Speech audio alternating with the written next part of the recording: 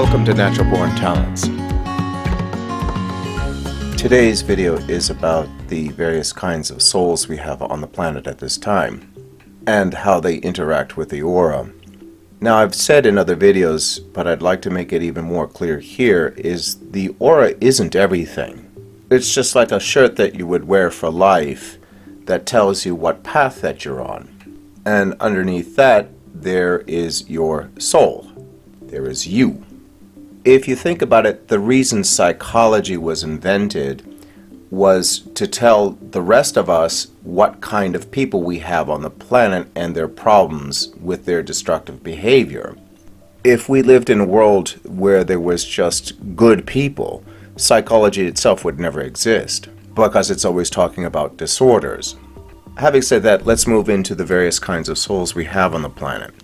This list will not be a complete list, as it seems to be rather endless. The world we have seems to be a mixed bag of beings from all over the universe, sort of put down here on this planet in the form of being human. In other words, on the surface, you have somebody who looks human, but their soul really is not. And I'll explain that as I go along. The first part is about the age of the soul. Now, the age of the souls doesn't really mean the number of years. It just means how they act. Do they act childish or do they act like an adult? Because some souls with very little experience on this planet can master this world very quickly and act like old souls, or act even different from old souls, but are very, very, very, very well balanced. Here's what I mean. Let's start off with the first group. The first group is called the baby soul. These are the people, regardless of aura, are most susceptible to ego. Because the soul is so weak, it acts like a child in the nursery school, even in adult form. These souls cannot generate their own energy and need to survive on others. They are very reluctant to give to others. It's always me, me, me, me, me. They need to be in power. They need to be in control. They need to follow a set of rules that gives them stability and balance in life. Because they usually don't grow spiritually, they end up being called what I call dead souls, literally the walking dead. And to spot these, they're not that hard. They go through a routine that gives them money. They say a few things in life, they go home, they get up the next morning, and they just repeat, repeat, repeat. But if you confront them about that or say anything negative about them, they can get hostile very quickly. They're very defensive about their lifestyle. They're very defensive about their image in the matrix. So people in the past, my ancestors and others, just called them baby souls. Other people call them lizard souls, or demon souls, or alien souls, and many other names like that. Now, I couldn't confirm any of these things, these hearsay things, these rumors you find on the internet or anything like that, but I could confirm this. When synchronized with a baby soul, or one of these so-called dead souls, I don't feel anything. Their aura is very weak, low. Their consciousness seems to be in one mode and one mode only. Talking to them under a normal basis, they follow the rules of society quite closely and seem polite. But I notice they don't do anything creative. They don't do anything spontaneous. They stick to the routine until their death. And like I said, anytime you confront them or take them off their predetermined path in life, they get agitated very quickly. They do tend to seem to pick up the cues when society shifts one way or another, and they just simply follow it. They're not very flexible in their lifestyle. They like to have everything the same. And often I'm mistaken these people for more of the less flexible auras, but that doesn't seem to be the case.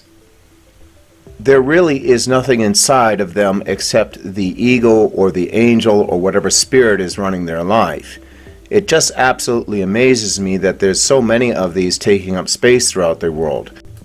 In their later years, they just sit on whatever wealth they seem to have accumulated, be very, very careful about who they give it to, and that seems to be okay with them.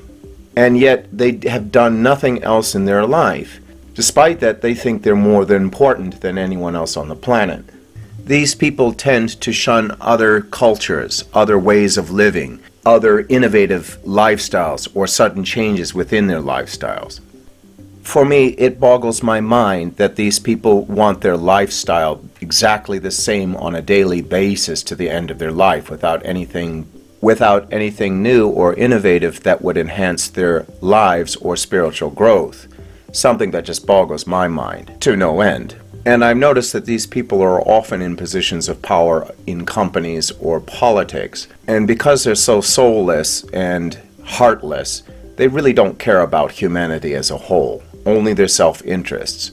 That's why they're often called the baby soul.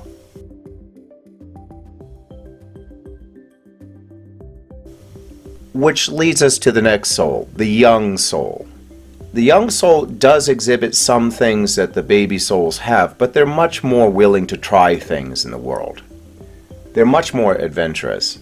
Though childish in their pursuits in life, often doing dumb things that they regret later, I kind of see this group as the young adult going out in the world to see what they can and cannot do in life, which is more than what I can say for the baby soul. The problem with this aura, though, is that they are easily manipulated and are susceptible to the ego of the baby soul, for example. They are easily coerced into doing something they don't want to do, or forced to behave in a way that is more like the baby soul, which irritates them to no end. But they don't have the courage or the strength to fight such an ego. So they end up being the sycophants of ego all too often. To look good, like the baby soul, they will often join some sort of organization that looks on the surface to be doing good for humanity, but underneath is very corrupt, and just a part of the system to control and manipulate humanity as a whole. When this happens, they often end up going the wrong way, the way of the baby soul, and can corrupt themselves. They, as individuals, do not have a whole lot of power, which is why they are very susceptible to things like cults, which I've explained in other videos is that really any organization is in itself a kind of cult in one form or another. Like the baby soul, this group can be of any aura, but they do tend to be the more playful, more adventurous, and more interesting auras. Not always, but usually so. The medium soul, the middle soul, the mid-aged soul, or whatever. These souls tend to be the most human, in my opinion. They take some risks in life, but they much prefer family life. They seem to adhere to society's rules for the most part, but question things that go too far. They don't like being controlled and manipulated. They seem to get the idea. But at the same time, they are willing to help the community, help their family, and help their friends. They seem to be wise in some things and learning in others. They seem to be more adventurous on the intellectual level. In other words, they want to tinker and play with things in their mind. They tend to have some creative outlets, hobbies, or pursuits they find interesting, such as watching classical movies or listening to old rock and roll or whatever. This group tends to be more of the emotional and logical linear thinkers, but they are genuinely concerned about humanity as a whole. They recognize ego for what it is, will make off comments about them, but have little power to do anything about ego. But having said that, they really don't like having their lives disrupted because they want to focus on the community, their family, their friends. These auras tend to want to enjoy life. They don't mind a little bit of trouble now and then, but they don't like when they get overrun by trouble. For example, they're unlikely to go to war for something they think is trivial. Only if they really truly believe in the cause behind the reasons to go to war would they ever consider doing so. The baby soul would hide behind the lines and push the young souls into battle, whereas the middle souls would be reluctant to take up arms. That leads us to the old soul. Now, the old soul has been and done this all before. They've had many lives. They're more likely to be in this world to help the young souls or the middle souls to move forward a little bit more. But they also have their own pursuits. They also have their own experiences. And they're more like the middle soul in their needs for hobbies and time alone or time with only their closest friends. They're much more reserved. They are also much more unwilling to follow society's rules because they know naturally that most of society's rules are destructive. So these souls tend to be much more creative, albeit passively. They are much more patient with the antics of humanity, especially of a child, because they know that's just a part of growing. Their pursuits are for their own spiritual fulfillment, but if they can help somebody along the way, they're more than willing to do so. They know ego. They've been here, they've done it, they've seen it. They don't care for it. Ego to them is just a waste of time. They know perfectly well that the baby souls and the young souls are unlikely to move forward very quickly, and there's nothing that they can do, so they usually do not include these kinds of people in their lives. These souls love to learn and love to teach. They love to grow spiritually. They love to see others grow spiritually. So these people tend to only adhere to a few people in their lives they think that they can work with, be with, or love, and be loved. Occasionally, one of these will become a famous rock star, actor or actress, even a politician, just to help humanity move into a more loving direction. But when the world and societies gets too ugly, too low, or too difficult to be in, they simply leave. They do not fear death. They have many of their memories of past lives, future lives, and other alternate realities somewhere in their consciousness. Perhaps it's because the societies of our world are moving towards the dark side, we see less and less of these people, and more of the young souls rising to the top. However, this is not the first time that has happened in the history of humanity. Now, the last souls are called the ancient souls, or the old venerable souls. Now, these souls are not aged souls. They are actually souls that have done everything, have cleared everything within the world of humanity. They very seldom show up for humanity. And it's not because they don't want to. It's because they know everything and have incorporated everything into their soul and psyche, that if they did come to this world, it would throw the balance of the game of ego too far off. They would be considered gods, which of course egotists think that they're gods, but they would be true gods, and that would confuse everyone. If you imagine someone comes down to this world who knows everything, can do anything, speak any language, know any science, play any kind of music, you would think they were a god. These people do not need to struggle anymore. They've cleared all of it. So if they did come down, they would come down as an enlightened being to teach humanity to move on from darkness or something like that. And of course, in history, we've had several cases of this. I won't go into detail on that, but I think you all get the idea. If these people do show up, they show up as complete beings, enlightened beings, teachers for humanity, usually, but not always. I have heard there's actually about 7 of these people on the planet at this time, 6 or 7. I have not synchronized myself with any of these kinds of people at this time, so I can't confirm it. But of the old souls, I can confirm, and the medium souls. Synchronizing with them is very pleasant because they tend to be very loving or very human. They are easy to talk with, they have ideas, they have aspirations, they tend to enjoy life, they like a good joke, and so on. I think you get the idea. Now that leads us to the other souls that don't really fit into the group I just gave you. They sort of do. Now, I have synchronized with several people on this planet who do not fit into the group of being human. And I'll start from bottom to top. The first person I synchronized with that did not feel human at all was an individual who had nothing but sheer rage in them. I couldn't feel any aura, I couldn't feel any love, any humanness, anything but the demon within inside that person. That person had been swallowed up by a demon and was no longer considered human. It wasn't a baby soul or a young soul, it was just a demon walking in human form. I've only had that experience about twice. And I knew that one of the people I synchronized with had murdered someone because that soul was still lingering around that individual as a ghost, probably somehow trapped by that individual. It was a very, very unpleasant experience. Next came what I think a lot of people would call the gray alien soul.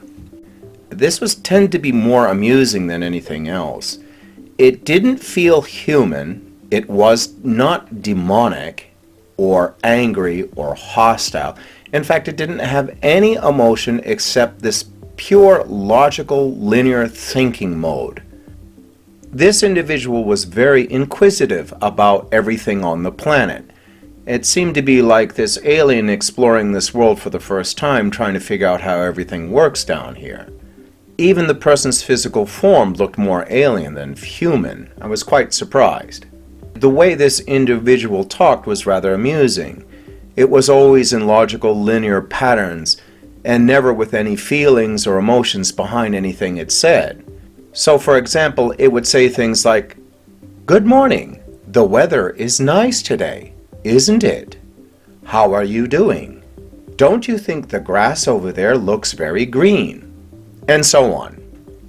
While harmless as an individual, I didn't see this individual being capable of growing spiritually at all.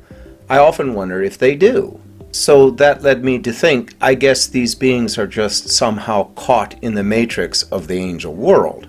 They do, like the baby souls, try to keep an image that everything's okay while they tinker around the world, gathering information to their intellect. A curious being indeed. Next come what is called the clone souls. Now these tend to be the young souls, but without much of a personality. And because they don't have a personality, they have a tendency to latch on to other people's with egos or personalities and mimic them. Now you have to be kind of careful with this because there are some people with auras that do this naturally for different reasons. These souls really are what we call clone souls. Some will call them doppelgangers, but doppelgangers are destructive to other people, and I've seen them too. They're a pain. The clone soul is just somebody mimicking someone else. The doppelganger soul is someone who will mimic someone else and try to destroy them, to replace them. A little bit different. The clone souls are very happy with their existence.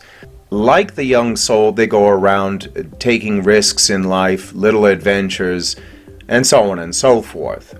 When I was younger studying these things, I came across twins, thinking that twins or triplets might be clone souls of one another. They are not. I've noticed that twins who are dealing with this kind of issue, trying to separate their personalities from one another, are different more often than not. So twin souls are not clone souls. Triplets are not clone souls of one another. They can be, but they usually are not, much to my surprise when I was younger. However, having said that, I have seen cases where I have seen large families or distant relatives where one individual is exactly alike another individual. And I couldn't figure out in the beginning if that person was truly just a clone soul, a stamp reproduction of the first person, or if they were just mimicking the behavior of that individual and wanted to be like them. I've seen both. I have been told the reason for that is that sometimes it is a rubber stamp clone, but sometimes it's the same person living two lives at the same time, which could be very confusing if you don't understand that time itself truly is not linear. And in another video I'll explain that. Next came a very interesting encounter with a young lady.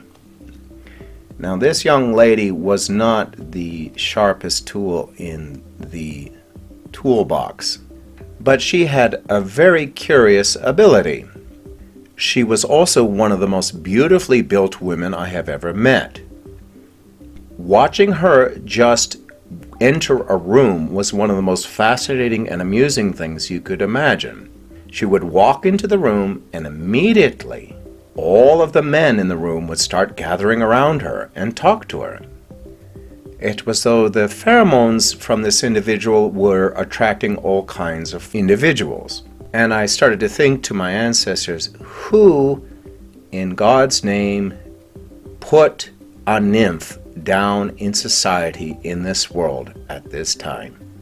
Sure enough, this individual could attract anyone, including other females for that matter. After talking at length with this individual, I got her to reveal all of her sexual adventures, and boy, they are an interesting tale to tell. If you're interested, I'll make a video on that alone. But having said that, she was a very pleasant person to be around. She's very kind and very generous.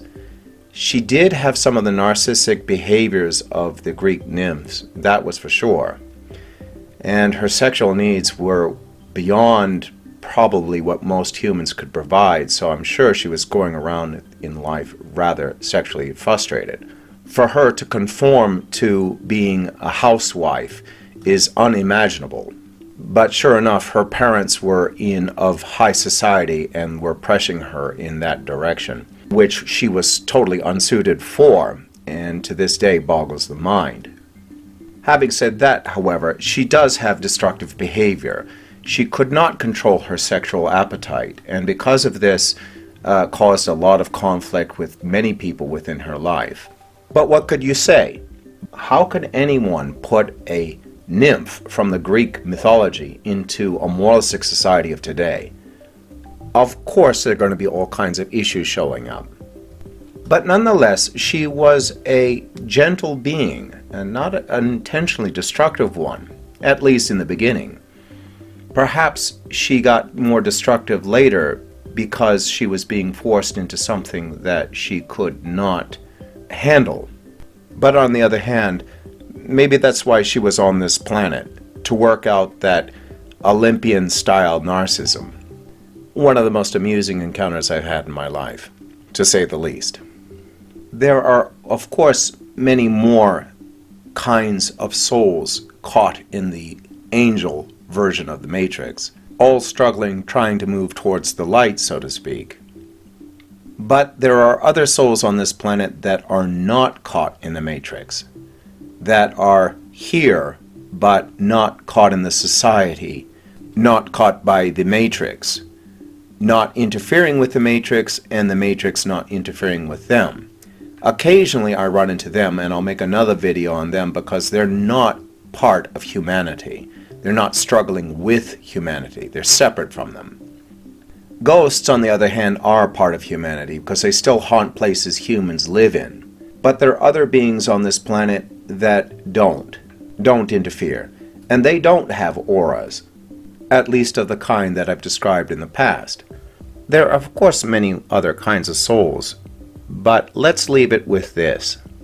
The last group that I encountered, which is worth telling about, are the angels. Of course, those that are in charge of the Matrix at this time. Occasionally one will come down to experience what it's like to be human, to bring back information on how to make adjustments on the other side, supposedly. There's more about angels and devils and demons in the video The Devil's Contract, which 6th series will be put out in the next week or two. But encountering one of these, at least if you encounter one of the good ones and not one of the fallen ones, is like encountering somebody who has this insistent need to go around healing people. They don't seem to have much of a human personality. At least they're not very good in small talk. Not like the alien soul, but more like they're confused on how to deal with humans, even though they've experienced being with them for thousands of years. It's kind of odd. They seem to be somewhat out of sync with the social norms. However, having said that, they do like their pristine lifestyle, their clear crystal palace view of what humanity should be, and seem to go around trying to fix everything that is broken in the world. They don't want to seem to physically intertwine themselves with humanity. They tend to be very asexual beings, but are deep in certain ways, intelligent in many ways, logical, linear fashion. The biggest problem I have with this is only one. They seem to want to fix things that can't be fixed. Things that are broken that need to recycle, not be fixed. They seem to want to heal things that no longer need to be healing. They want to uncorrupt things that are corrupt, forgetting that a corrupt being can only become uncorrupt if it wills to do so. This concept seems to be very, very difficult for the angel in human form to understand, though behind the line they know it quite well.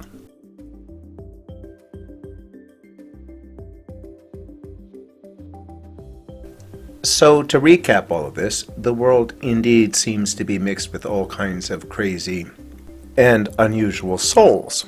The baby souls, or the ultra weak souls as they're sometimes called, would probably move forward if they stopped living in denial, hoarded wealth, stopped trying to control people, stopped thinking that they are superior or greater than the rest of humanity.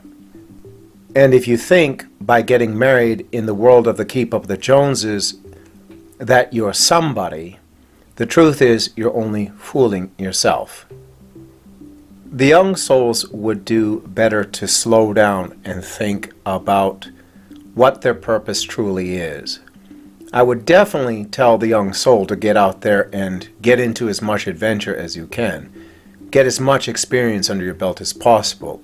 But stay away from ego. Stay away from organizations that pretend to be good. Get married only when you're ready to do so. The more experience you have when you're young, the better you will be later in life. So waiting to get married after you've filled your soul with experience will be far more beneficial than getting married too young.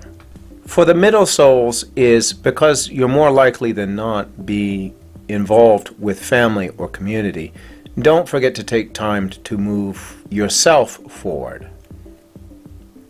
To take the time to nurture yourself. And for the old souls, well, they already know, so there's little I can say except to remind them to be patient with the younger souls and watch more closely at moments when they do move forward, and stay away from the ones that refuse to grow. These are the things my ancestors had always taught me. And after all these experiences, I've got to admit that some of it is really way out there. Well, I hope you enjoyed this video. Hope to see you on the next one. Some of the artwork in this video is online, and you can purchase a mug or t-shirt or something like that if you like. Any support is appreciated. If you have any questions, please leave them in the comment section below.